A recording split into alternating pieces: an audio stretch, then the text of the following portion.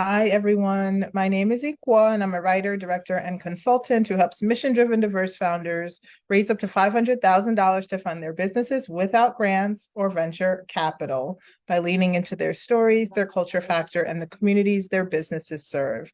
As promised, I am taking you over my shoulder to see my fundraising strategy for a nonprofit client whom I helped raise $10,000 in 24 hours on Giving Tuesday and $20,000 total in their 60-day annual giving campaign. This is going to go very quickly, but let me go ahead and share my screen.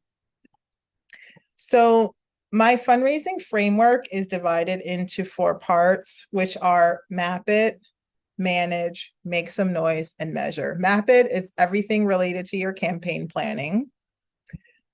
Manage is everything related to campaign management. Make some noise is all about marketing, outreach, getting the word out on your fundraiser. And part 4, measure, is all about your campaign metrics. What are you tracking so you can see how well you're doing at raising money and the things that you need to tweak so that you can do better. Our goal is always to win, right? We're always going to hit our goal. So phase 1, map it. Here's what we did. So I start off with all my one-on-one clients with a fundraising workbook. Inside of this workbook, we are going to rewrite your founder story in a compelling and inspiring way that inspires potential backers to give. I often call this your hero story. What is the transformational journey you're embarking upon that's going to change the world? And how does the fundraising backer swoop in to carry you over the finish line? So we spent quite a bit of time with this client rewriting their fundraising story. They had typically written their story as a nonprofit, which is something a lot of nonprofits come up against, is they write in a very either grant speak or sort of like policy and industry speak, and they don't write in lay language that ordinary people can relate to. And this becomes really key when you're focusing on individual small money donors, which are ordinary people like you and me that are just going to be sending in $10, 25, 50, 75 bucks, right? They're not a huge grant maker that needs a really specific kind of grant speak in order for you to convey your message. They need really accessible language that anybody can understand and a story that's evocative and almost tugs on the heartstrings, right? You're trying to elicit compassion and empathy from regular people. So we spent quite a bit of time rewriting their story.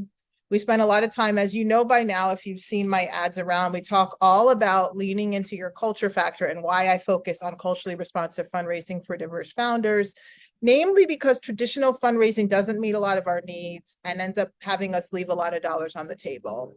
We don't get a lot of VC money. Diverse donors are underrepresented in the donor universe. Business financing is flatlined for diverse founders. There's a lot of ways that being able to lean into your culture factor is going to give you that level up so you can compensate for some of those issues you're going to encounter in traditional fundraising. And in this case, we had an organization founded by 2 women founders, and women face a lot of challenges with fundraising as well. So we leaned into their culture factor in terms of the industry that they work in. I don't want to give it away and what the organization's name was, and crafting a campaign that leaned into that culture and also leaned into their community. They're also an organization that supports the work of other community-based organizations. And so we wanted to create a fundraising campaign that encompassed all of that and brought our partners in and involved them in the process as well. So all of those things are what we worked on in the fundraising workbook, and some other things. Sorry, I'm just recording this in my house, so you're hearing all the noise on the street. Sitting at the window here. So all of those elements are in that fundraising workbook. It's very comprehensive. I typically only use that workbook with my one-on-one clients. But if you take my Crowdfund Your Dream course and group coaching program and take the mastermind or the enterprise level of membership, then you would also get this fundraising workbook, which is going to guide you through the phases of the donor journey, which I liken to the customer decision journey, right? So I like to say fundraising is quite a bit like sales. You need about 7 touches to get people to take action. And those 7 touches move from awareness through familiarity, consideration, to when somebody actually brings money out of their pocket and contributes to your fundraiser. So we go through all those various stages. I work with my clients to understand all of the different nurturing that has to occur at each step in that journey, different fundraising collateral that might be needed, the amount of emails, social posts, et cetera, that we need. And that's all the work we do when we're doing the planning with the fundraising workbook. I also wanted to tease out the network map. My apologies, it's so noisy over here. I also wanted to tease out my network map, which is also included in the fundraising workbook and is included in my paid Crowdfund Your Dream course and group coaching program, which helps you map your network. I'm talking about every community you're in, alumni, foundations that you're connected to, influencers that you're connected to, media and outlets that you might be connected to, and how you can map out and create a tier 1, a tier 2, and a tier 3 of contacts that are already connections that you already have in your life right now. Figure out what you're asking them for. Is it money? Is it an in-kind donation? Is it introduction? Is it for them to spread the word about your campaign? And then creating an outreach plan to get your message out to all those people and empower them as ambassadors to help you raise the money for your campaign. Okay, or give money for your campaign. In the case of nonprofits, this network map is obviously going to weigh heavily on your board members, who should have, in general, I like to advise them to have committed to make some pledges or to bring some dollars to the table in your annual giving campaign. So we do all of that planning, right? And within that, we choose the strategies that we're going to use for the fundraiser. In this case, we were going to do a Giving Tuesday, matching funds, and an overall end of year giving goal. The idea with choosing a strong Giving Tuesday goal is when you tell somebody you're raising money on Giving Tuesday, you can't just put it out in the air and say, we're trying to raise money on Giving Tuesday. You need to tell them that that's the deadline, that's when you want the money, and that there's a specific amount you're trying to raise on that day. And the idea was for us to use that amount that we successfully raised on Giving Tuesday as a springboard to launch us into our overall end of year giving campaign, which was going to raise $20,000. So the immediate goal was to get the 10K in the 24 hours. But then based on the success of that, follow up with messaging about our reach goal of 20K and that we need people's support to get us there.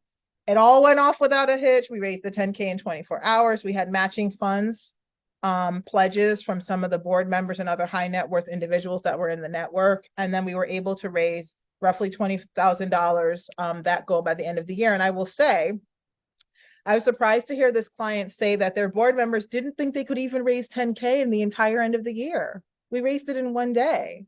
And this is really what's possible when you hire someone like me, right? But also just in general, lean into your story, your culture factor in your community, and craft a culturally responsive fundraising campaign that can help you succeed at your fundraising goals. Okay.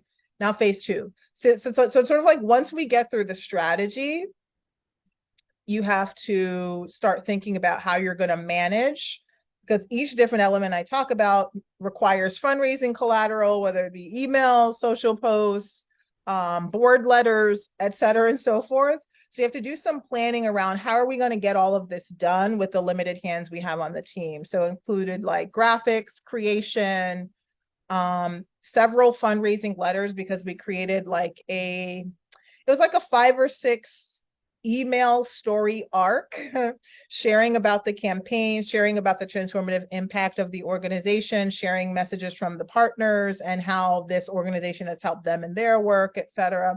So we did do some partner story collection first, which included generating a partner survey and then gathering their stories and some images, and then using those partner stories together with the founder stories and our overall mission, goal, timeline, deadline, et cetera, to create a series of fundraising collateral that we deployed throughout this end of year giving campaign. So in advance of Giving Tuesday, to let people know that on the day, Giving Tuesday, we needed their money, but then also spread out throughout the end of the year to let them know we needed to hit this $20,000 goal. And always the end of the year, you're always sending a message reminding people to give, because folks that are trying to get their tax write-off are going to give the last day of the year. Okay. So phase 3, As I said, make some noise, the marketing, all of that collateral that we created, that we just talked about making and managing the creation in phase 2, we then start deploying on the different channels that we find our audience on. When you do the network map that we have up here, there's a section where you're going to identify what channels you find people on, be it email, phone, social media, in person, etc. And then you use your collateral to reach out to them. In general, it's going to be a combination of like updating the website, social posts, emails, etc., word of mouth, phone, like written letters. Oftentimes nonprofits have a direct mail campaign to sort of supplement their online campaign. But given that my client had tried the snail mail version the year before hiring me, they wanted to see what was possible online, and this blew them away. I mean, honestly, because when you're doing the direct mail campaign, you're spending money on all of those letters or postcards, etc. And then you have to calculate what you raise less what you spent on all of that mail, right? So you really keep your costs down low when you do something like a just strictly online crowd-funded campaign. And this client also used DonorBox, which was the platform that they used. Okay, so that's the outreach part of it. And of course, the board. You have to get them to go out and get the word out for you. If they're not making direct pledges, then they're making contact with people that they know and asking them to give as well. All right. I'm not going into anything in depth. I'm just trying to give you sort of like a high level overview. And step 4 is measure. How do you track your raise, how much money you're raising? How do you tweak things as you're going along to make sure you're going to hit your goal, right?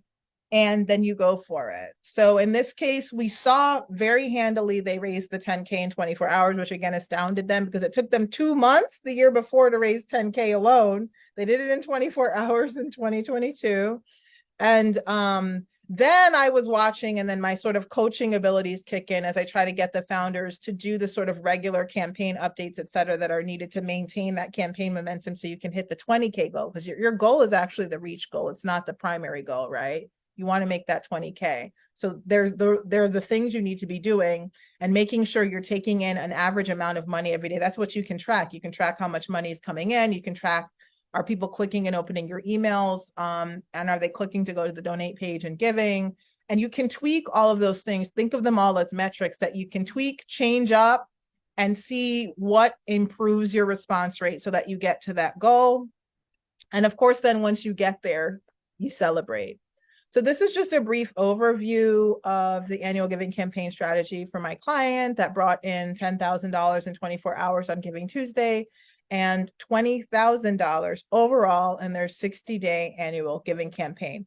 I've done this many times before. So actually they hired me in October for a campaign that launched in November, which is pretty crazy. I likely would not do that again. Ideally, you want to put in more planning than that.